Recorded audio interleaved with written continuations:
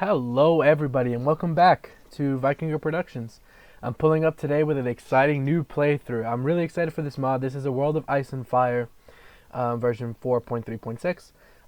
The guy who makes this mod, that's his Twitter down below, the real Perduno.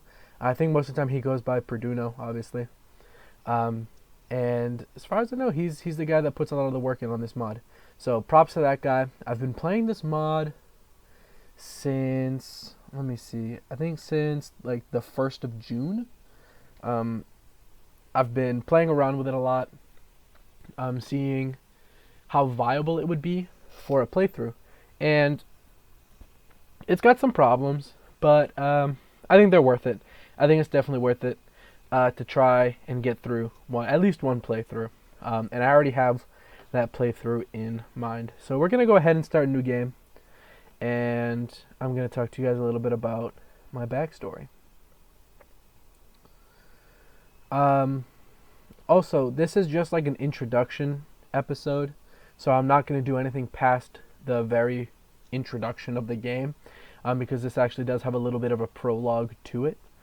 So I'm going to go with TV series here. And for right now, we're going to go with Static Wars. As you can see there, it's going to be just like in the TV show, and everything's going to follow along that way up to a point. I don't think it does it like throughout season 8, because it just hasn't progressed that far yet. But up to a point, it'll be in this diplomacy.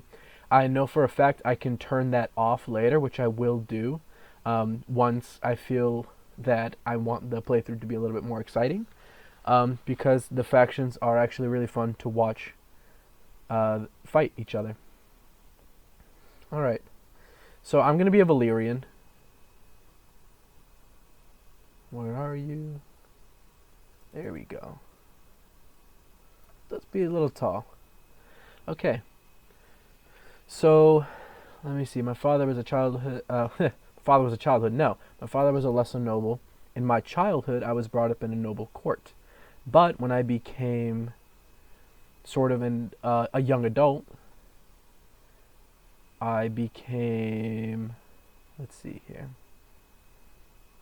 say I became a retainer, which is, more or less a glorified bodyguard. And let's say that was because, so this is my reason for leaving, right. So there are two that fit with my play style, and that's lust for money and power, or personal revenge. As for this, we're going to go with that. And I think I'm going to choose personal revenge. So this is obviously a Targaryen, a somewhat Targaryen looking. There we go. I think that's the actual. Yeah, it is. That's Daenerys's. That's the actual Targaryen ones. These ones are something else. I'm just like looking at the differences between them. Essentially, one's just a prettier red and black. I'll pick this one. Alright, so I'm going to name my guy. And this, I did all of this beforehand, so I already know what I'm doing. So my name is Vahaemar Brightfyre. So we're going to put all that in there. Definitely need me some leadership, and we'll put it into Iron Flesh. What am I good at? I seem to be good at one-handed and pole arms, and secondarily good at two-handed and throwing. And I guess in a pinch, I could shoot a bow, and I can throw a rock. I'm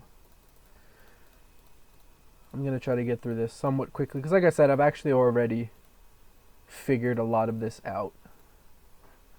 And I do like to mess around with this. I think it's fun. Gonna make you a little hungry looking, dude.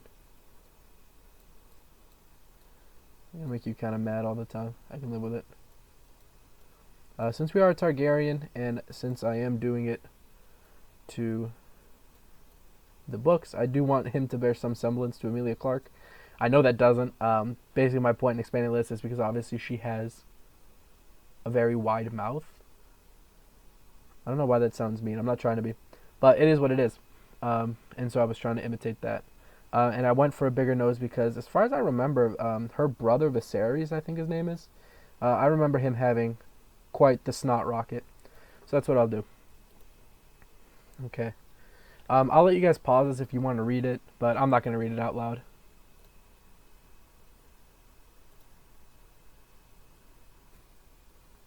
There we go. That took a little second.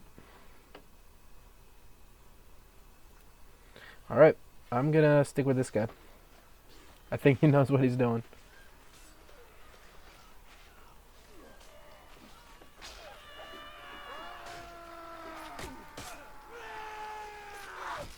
Oh my god. I'm already gotten melted. Alright. Yeah.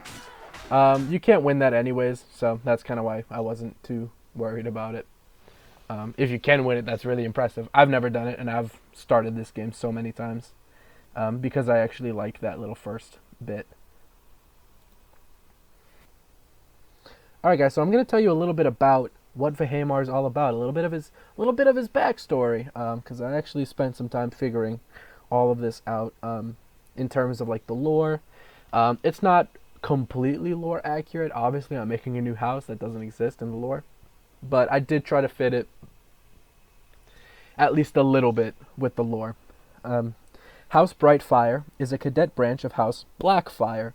While House Brightfyre was initially loyal to their Blackfyre cousins throughout the Blackfyre rebellions, Vahaemar's father actually renounced his oath to the Blackfyres and instead supported House Targaryen when the War of Nine Penny Kings broke out. While the House Blackfyre is extinct, they are survived in some form by House Brightfyre. As a reward for his service, Vahaemar's father was allowed to live in exile in Essos rather than be slaughtered like the rest of the Blackfyre family. So basically the way it goes is that House Brightfyre actually supported their cousins. There was a bunch of wars before the War of Five Kings that we know now. And in the culmination of those wars was the War of Nine Penny Kings, in which basically rebel Targaryens tried to take the throne. And Vahaemar's father got tired of supporting them because they didn't treat him right, whatever the case was. I'm leaving that somewhat open-ended. He decided to defect back to House Targaryen.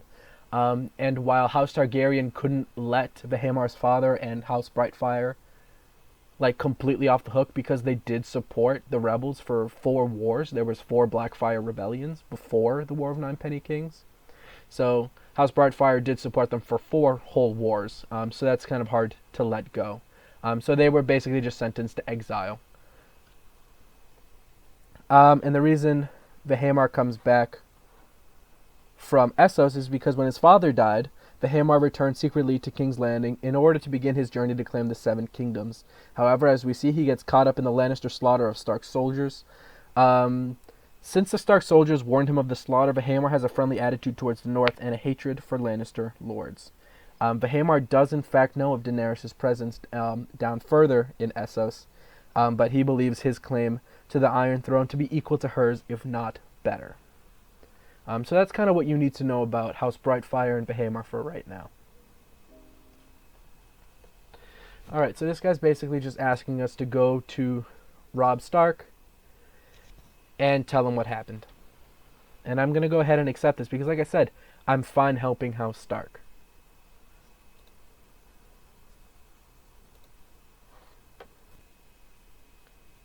Alright guys, now that I've kind of gone over my plans for this series in general and how I'm going to kind of roleplay it and feel things out, I'm going to go ahead and cut this episode off right here.